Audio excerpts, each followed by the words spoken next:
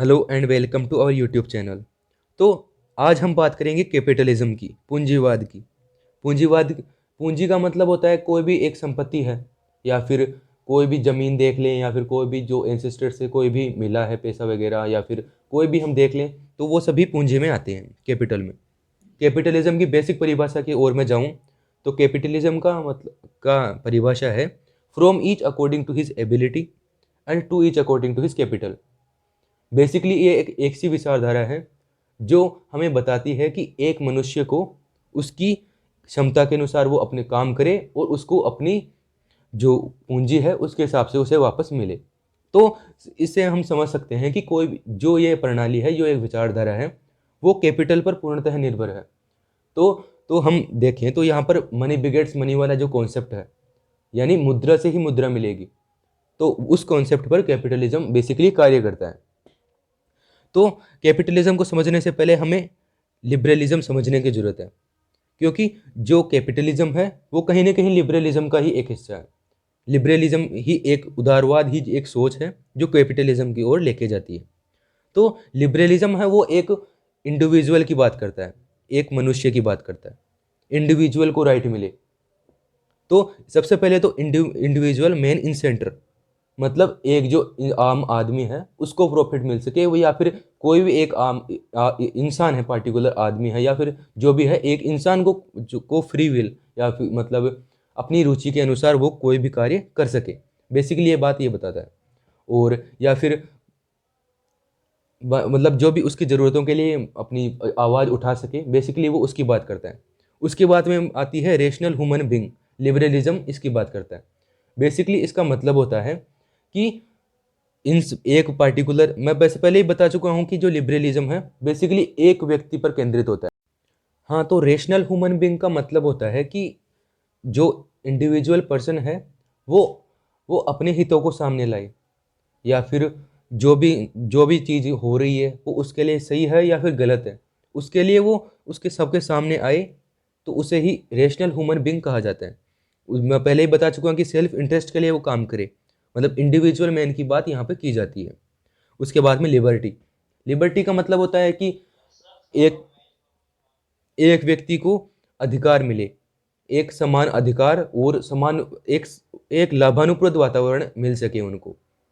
और परंतु इतना भी उनको मतलब स्वतंत्रता न मिले कि वो दूसरे की जो स्वतंत्रता है उसको ठेस पहुंचाए या फिर उसमें कुछ करे, इंटरप्ट करे। तो बेसिकली लिबर्टी का मतलब यही होता है। और उसके अलावा प्रॉपर्टीज राइट, जो बेसिकली लिबरलिज्म कहता है कि प्रॉपर्टी राइट सबको होना चाहिए। और जो फिर मैं बात करूं तो फ्री मार्केट एंड ट्रेड की बात करता है, मतलब खुला मार्केट होना चाहिए जो इंडिविजुअल को सेल्फ इंटरेस्ट पे काम करने के लिए एक एक वातावरण प्रदान करे। तो बेसिकली ये वही बात करता है। अब मैं बेसिक पहले ही बता चुका हूँ कि जो लिबरलिज्म है वो ही कहीं ना कहीं कैपिटलिज्म का जनक होता है। तो अब कैपिटलिज्म की बात करें तो कैपिटलिज्म मैं पहले ही बता चुका हूँ।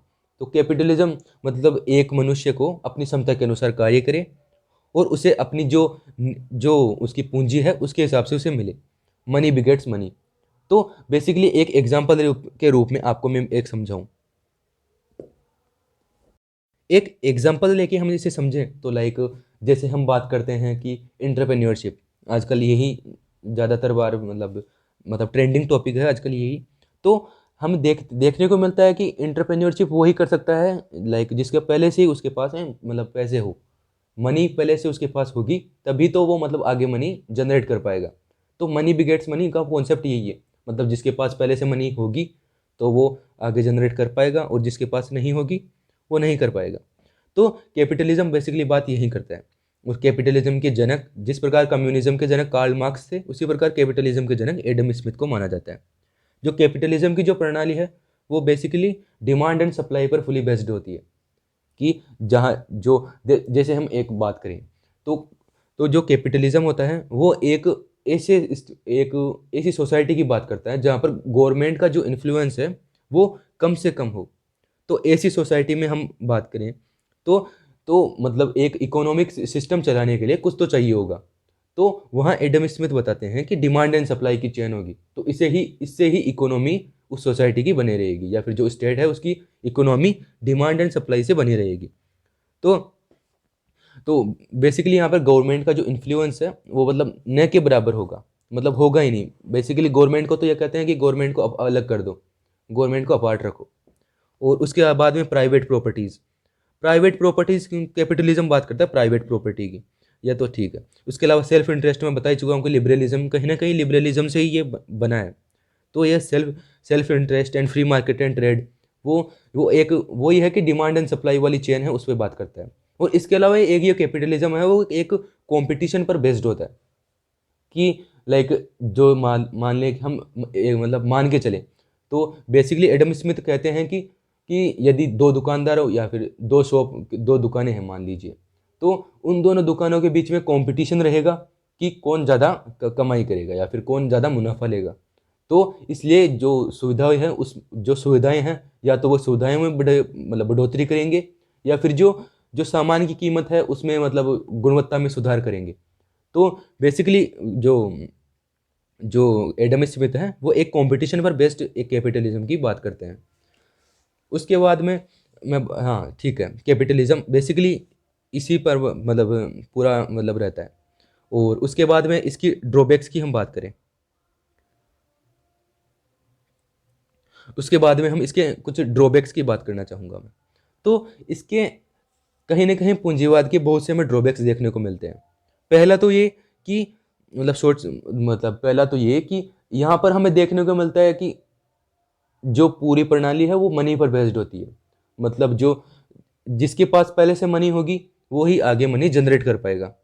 तो एक प्रकार से जो जो गरीब हैं या फिर जो दबे कुचले लोग हैं जिन्हें हम कहते हैं, तो वो आगे नहीं बढ़ पाएंगे। तो कहीं ना कहीं उनके पास में वो नहीं रहेगा कि उनको मतलब डेवलपमेंट के लिए कुछ नहीं रहेगा। उसके बाद में सॉरी एक चीज़ बताना रह गया कि जो कैपिटलिज्म है उसमें एक इनविजिबल हैंड कहते हैं एडम स्मिथ, कि जो एक इनविजिबल हैंड होगा वो ही कंपटीशन की भावना मतलब जो जनरेट होगी वो एक इनविजिबल हैंड आपस में जो गुणवत्ता में सुधार जो मैं कह रहा था उसको बढ़ाने का कार्य करेगा। बेसिकली यही थी। उसके अलावा इसके अलावा मैं बात करूं तो इसके हम ड्रॉबैक्स की हम बात कर रहे थे, जो शॉर्टकमिंग्स हैं उसकी।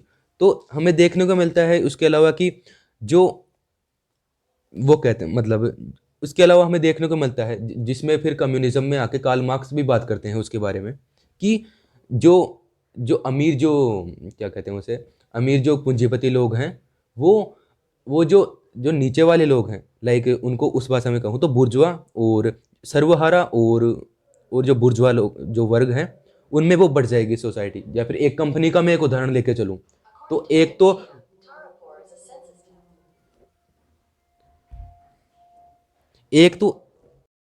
हाँ, तो जो सोसाइटी है वो बुर्जुआ और सर्वहारा वर्ग में बढ़ जाएगी। तो बेसिकली एक कंपनी का उदाहरण लेके चले तो एक तो मतलब जो भी कंपनी कमाएगी तो उसका जो सारा प्रॉफिट है वो तो जो जो पूंजीपति या फिर जो सबसे ऊपर वाले जो वर्ग में हैं बुर्जुआ वर्ग वो लेके चले जाएंगे। और जो सर्वहारा वर्ग हैं उनका एक्सप्लॉइटेशन होगा, जिसकी बाद में कार्ल मार्क्स बात करते हैं कि लाइक उनको बहुत ही मतलब कंडीशंस में जो मतलब उसे गंभीर कंडीशंस में काम करना पड़ता है। और जो सप्ताह में शायद 14 घंटे या फिर 15 घंटे प्रतिदिन और 6 से 7 मतलब पूरे हफ्ते ही लगभग काम करना पड़ता है।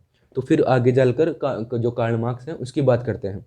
पर बेसिकली आइडिया यही है कि जो जो सोसाइटी है बुर्जुआ वर्ग वो एक सर्वहारा वर्ग में बढ़ जाएगी। उसके बाद में एक ड्रॉबैक ये भी देखने को मिलता है कि कि जो एडम स्मिथ है एक आइडियलिस्टिक समाज को लेकर चल रहे थे कि उनके बीच में कंपटीशन होगा। परंतु उसके बाद में देखने को मिलता है कि जो जो कंपनीज हैं आपस में मर्ज हो जाती हैं और एक मोनोपोली बना लेती हैं। मोनोपोली मतलब एकाधिकार, कि वो एकाधिकार के माध्यम से एक खुद ही एक एकाधिकार बना लेती हैं। तो एकाधिकार के माध्यम से वो ही एक्सप्लॉइटेशन करने लग जाती है कि चाहे तो वो उस चीज़ की कीमत उनके मन से हिसाब से कितने भी कर सकती हैं फिर वो। तो क्योंकि वो जानते हैं कि वो मोनोपोलीज हैं तो कोई और तो उनके पास में अल्टरनेटिव है नहीं, मतलब जो भी लोग हैं उनके पास में कोई दूसरा अल्टरनेटिव है नहीं।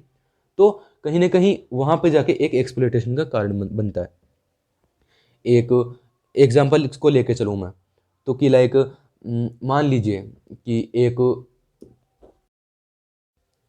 मान लीजिए एक एग्जांपल लेके चले हम कि मान लीजिए कि आप आपको आइसक्रीम खाने का मन हुआ और आपके जो एरिया है उसमें एक ही आइसक्रीम वाला है। तो अब चाहे वो चाहे वो उस आइसक्रीम की कितनी भी कीमत ले, पर आपके पास में उसका कोई दूसरा अल्टरनेटिव है नहीं, तो आप वो जितना कीमत मांगेगा उसकी, तो आपको वो देना ही पड़ेगा। तो एक वो मोनोपोली बन जाती है वहाँ पर कि आपको वो देना ही पड़ेगा। तो बेसिकली यही ड्रॉबैक्स मुझे देखने को मिलते हैं। उसके अलावा भी बहुत से ड्रॉबैक्स बाद में देखने को मिले। इसके अलावा मैं बात करूंगा कि बेसिकली जो जो सोशलिज्म, जो वेलफेयर स्टेट एंड जो सोशलिज्म है, उनमें डिफरेंस क्या है। तो ये दो विचारधाराएं हैं। एक तो है कम्युनिज्म एंड एक है कैपिटलिज्म, जिनकी मैं बात कर चुका हूँ। तो कैपिटलिज्म और लिबरलिज्म है वो अलग है। तो अब हमें देखने को मिलता है कि जो कैपिटलिज्म है वो बात करता है कि गवर्नमेंट को साइड में कर दो, पर जो हम ग्राउंड लेवल पर देखें तो वो तो पॉसिबल नहीं है, क्योंकि क्योंकि मैं बता चुका हूँ कि एक जो ड्रॉबैक भी है उनका कि मतलब जो गरीब या दबे कुचले लोग हैं उनका डेवलपमेंट नहीं हो पाएगा उससे। तो फिर वो वेलफेयर स्टेट की बात करते हैं, हम वेलफेयर स्टेट की बात करते हैं। बेसिकली जो लिबरलिज्म है उसके 3 फेजेज आए थे। क्लासिकल लिबरलिज्म, जो मैं पहले स्टार्टिंग में बताया था, क्लासिकल लिबरलिज्म बेसिकली वही था, उसमें गवर्नमेंट का इंटरफेयर न के बराबर था। उसके बाद में मॉडर्न लिबरलिज्म, उसके अंदर जो गवर्नमेंट थी उसने गवर्नमेंट का मतलब इंटरफेयर बढ़ा, और इसको वेलफेयर स्टेट भी कहा जाता है। और वो मतलब जो हैव नॉट, उसके पास में कुछ भी नहीं है, हैव नॉट्स हैं जो उनको मतलब डेवलपमेंट या फिर एम्पावरमेंट के लिए कार्य करती है। उसके बाद में उनको देखने को मिलता है कि जो लिबरलिज्म का एक्चुअल स्वरूप है वो ही कहीं ना कहीं हट जाता है, क्योंकि कैपिटलिज्म जो एडम स्मिथ है वो बात करके जाते हैं कि गवर्नमेंट का कहीं भी रोल नहीं होगा। तो फिर बाद में जो एलपी जो मतलब रिफॉर्म्स आए थे, मतलब जो लिबरलाइजेशन और ग्लोबलाइजेशन और प्राइवेटाइजेशन, उसके बाद में बहुत से मतलब सुधार देखने को मिले, सुधार कहूँ या फिर जो भी आप कह सकते हैं। तो उसके बाद में जो जो एक्चुअल जो स्वरूप था उसका, तो वापस वो नियो लिबरलिज्म है वो उसमें वापस आ गया। तो तो बेसिकली जो जो जो वेलफेयर स्टेट जो आज हम बात करते हैं वो कैपिटलिज्म का एक हिस्सा है, और जो सोशलिज्म है वो कम्युनिज्म तक पहुंचने की एक कड़ी है। तो बेसिकली सोशलिज्म और वेलफेयर स्टेट में अंतर होता है। ओके, यही था all about capitalism. Thank you.